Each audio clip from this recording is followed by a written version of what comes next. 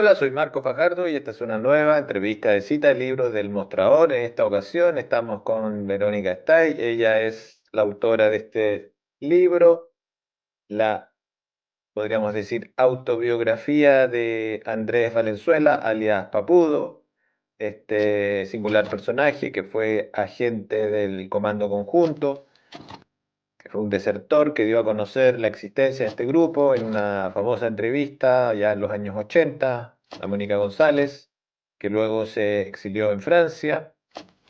El libro aborda en primera persona la historia de este personaje, desde su infancia, su vida familiar, cómo ingresó a la FACH, su trayectoria al interior del Comando Conjunto y también todo lo que sucedió después con su exilio en Francia. Bueno, muchas gracias, Verónica, por recibirnos. Gracias a ti, Marco, y gracias a los que nos escuchan. Bueno, cuéntame, ¿cómo fue que quisiste hacer la biografía de este personaje? Bueno, mi primer contacto con él fue por otras razones que eran de orden más personal, porque él, en tanto miembro del Comando Conjunto, fue colega de Miguel Estay, el Fanta, que es mi tío paterno. Y por otro lado, también Andrés Valenzuela era guardia de un centro de detención donde estuvieron presos mis padres. Yo soy hija de sobrevivientes y sobrina de un victimario.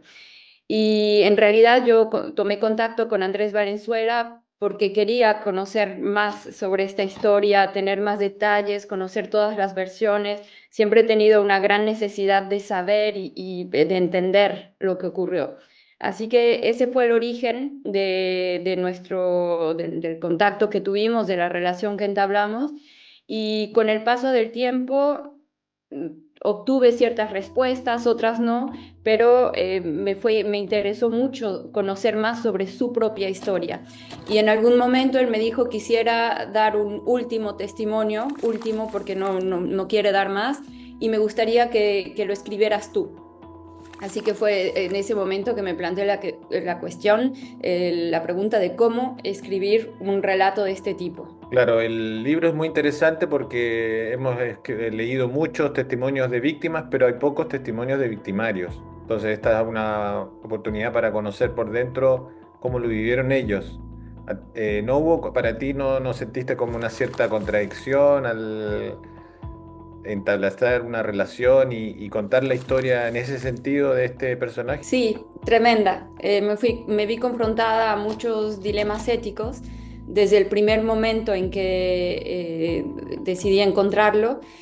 Em, digamos que lo que me permitió ir encontrando un camino en esa dimensión ética fue primero el hecho de que en todo momento tuve la impresión, con los modestos medios de los que dispongo, pero que me decía la verdad. Y de hecho, los abogados frente a los cuales ha dado testimonio con el paso del tiempo y desde 1984, todos reconocen que ha dicho la verdad. Entonces, eso para mí fue un elemento muy importante. Y segundo, también me marcó el hecho de que él se hizo amigo de varios de los expresos que custodiaba. Entonces, es un personaje que también tiene esta faceta humana y tiene ciertas particularidades que lo distinguen de otro tipo de represores, que niegan todos los hechos, que mienten. Él desde el principio reconoce que su responsabilidad la carga histórica que lleva sobre sus espaldas, ¿no? En ningún momento trató de disimular eso. Bueno, él es uno de los pocos desertores conocidos. ¿Por qué crees que tomó él esa decisión de escapar y de contar todo lo que él había vivido? Es el gran enigma que plantea el libro, un gran enigma para él y un gran enigma para mí. Yo traté de dar cuenta de su biografía, como mencionaste, en primera persona, tratando de asumir la voz de él, y la idea es que él entablaba un diálogo consigo mismo, él se desdobla y el viejo le habla al joven soldado. Y en realidad lo que trato de hacer es aportar todos los elementos posibles para poder elucidar ese enigma que yo misma no he podido elucidar. Y quizás otros investigadores, quizás los lectores puedan entender cuál fue el proceso, cómo fue el proceso que lo llevó a desertar.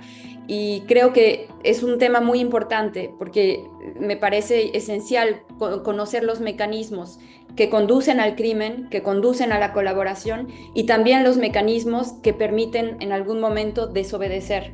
Y creo que si conociéramos mejor esos mecanismos, podríamos hacer un trabajo de prevención y quizás de pedagogía con las futuras generaciones. Me llamó también la atención, claro, él tuvo una infancia muy normal, en un hogar modesto, en este lugar, en la playa de Chile, en la región, en el litoral central, digamos, eh, y cómo se ve arrastrado un poco por lo que fue el golpe de Estado, eh, te- a raíz de que tiene que hacer su servicio militar, llega a la Fuerza Aérea y así va como cayendo en una especie de abismo que es el terrorismo de Estado.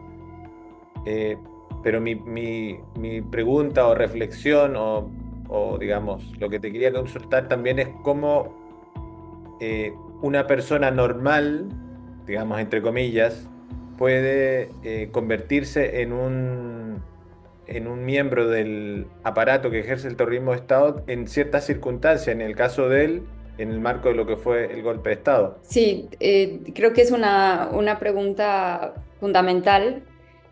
Seguramente hay respuesta, la respuesta es, debe considerar muchos factores. Desde luego el factor contextual, político, social, lo característico de los sistemas totalitarios es justamente ir implicando a las personas sin que, sin que parezca que tienen opción, ¿no? Entonces es dejarles muy poco margen de elección. Ese es el contexto por supuesto sometiéndolos a paradojas a veces irresolubles, ¿no? Donde se haga lo que se haga está mal. Eso, elemento sociológico, digamos, histórico, contextual. Yo creo que también hay factores psíquicos, quizás ciertas fragilidades, incluso hay algunos investigadores que plantean que hay un terreno fértil para implicarse poco a poco en el crimen, en un contexto totalitario, sobre todo en torno a lo que se llaman las pasiones políticas, por ejemplo, la frustración, el deseo de reconocimiento. En el caso de Papudo, como lo muestro en la biografía, no había esa frustración, pero sí quizás una falta de elementos para poder hacer frente a todo eso que lo orillaba a implicarse cada vez más. Entonces, bueno, yo creo que son muchos los elementos que hay que considerar para explicar la implicación de una persona hasta ese punto, sabiendo que él siempre fue un subalterno, entonces también hay casos distintos. Él era un soldado de bajo rango, ¿no? Van desfilando también por el libro, obviamente, distintos personajes, distintos escenarios. Eh, ¿Qué hubo de nuevo para ti en lo que te contó él? ¿Hubo alguna cosa que no se supiera, más allá de lo que él ya había contado en esa famosa entrevista con la Mónica González y con, bueno, él fue entrevistado después, siempre a lo largo de los años por distintos medios de comunicación?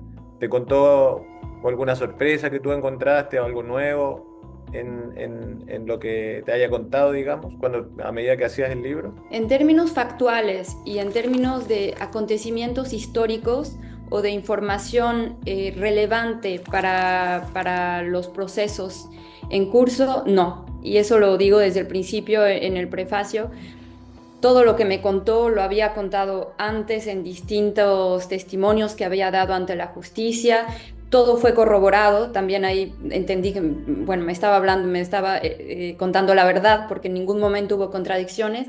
Para mí lo nuevo es un poco justamente eso, de poner toda esa historia en un contexto biográfico, en un contexto social, explicar el antes y el después. Y al respecto sí, descubrí muchas cosas sobre su infancia, como tú decías, una infancia normal, entre comillas, pero él mismo dice normal para un niño de mi condición social. Era una infancia muy pobre. al mismo tiempo le gustaba leer, entonces muchos elementos que nadie conoce, que no tienen relevancia desde el punto de vista histórico, pero sí permiten entender un poco cómo fue orillado a participar en la represión y cómo en algún momento tomó la decisión de desertar. Y lo otro nuevo también para mí, y supongo que para los demás, son los detalles de su exilio en Francia, todo lo que vivió, lo que atravesó y la manera en que él considera ese pasado y cuál es su posición actual al respecto. Todo eso para mí fue nuevo y fue una lección humana importante. También me llamó la atención, ya lo había dicho, los personajes secundarios de esta película, digamos, podría ser los torturadores, por ejemplo, todos estos personajes de Patria y Libertad, estos, había unos que me acuerdo que eran como de clase baja, pero sin ninguna conciencia social, digamos, era como lumpen, digamos, al servicio de la fuerza. También el Wally, que por un lado podía ser como muy simpático y y en el otro momento era un tipo súper cruel. O sea, y bueno, también está el Fanta, digamos. Mm. Em, a ti, como para ir cerrando, qué te pasó cuando supiste las circunstancias de su detención y también su conversión, digamos, después en agente de la represión? Fue doloroso, fue difícil de escuchar. Me costó algún tiempo reponerme de esa nueva versión o esa versión que me presentaba Andrés Valenzuela y que los lectores conocerán al leer el libro. Pero en todo caso, yo sé y él reconoce que la visión que él me presenta del Fanta es parcial, porque justamente él me dice lo que ocurrió después de la deserción de Valenzuela, a eso Valenzuela no tuvo acceso. Entonces, en ese sentido, no me aportó nada nuevo, pero sí me permitió entender la complejidad del Fanta, de su historia, de su personalidad, del mismo modo en que, como dices, pude entrever la complejidad de otros represores. El Wally, otros que eran de clase baja, hay cuestiones, por supuesto, de clase, cuestiones sociales, cuestiones psicológicas, y eso para mí fue un material muy, muy rico para entender un poco la complejidad del humano, ¿no? También la distinción entre lo que era el comando conjunto y y la DINA me pareció interesante en el sentido de que el comando conjunto era como mucho más, hacía mucho más inteligencia, entre comillas, y la DINA era mucha más bruta, digamos. Sí, sí, eso se sabía, pero hay una cierta confusión que se ha instaurado en la opinión pública. A veces se confunde el comando conjunto con la DINA, no se sabe muy bien en qué consistían las labores del trabajo de cada cual. Y bueno, este libro contribuye a establecer y a marcar la diferencia, aunque esa diferencia ya existía, pero no es muy conocida. Para ir cerrando, ¿cuál crees tú que es el legado de Papudo? Bueno, él en algún momento del libro dice también que él quiso brindar su testimonio para que el día de mañana eh, alguien que esté en una circunstancia similar tome otra decisión.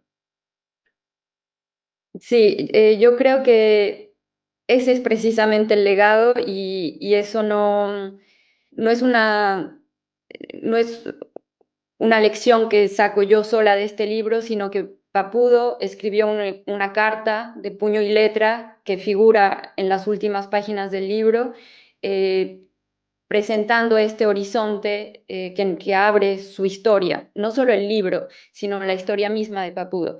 Yo diría entonces que abre un horizonte de reflexión, de comprensión, no de justificación, pero idealmente sí de prevención. Bueno, Verónica, te agradezco muchísimo por tu tiempo y te deseo mucho éxito con este libro. Muchas gracias a ti y gracias a todos los que nos escucharon.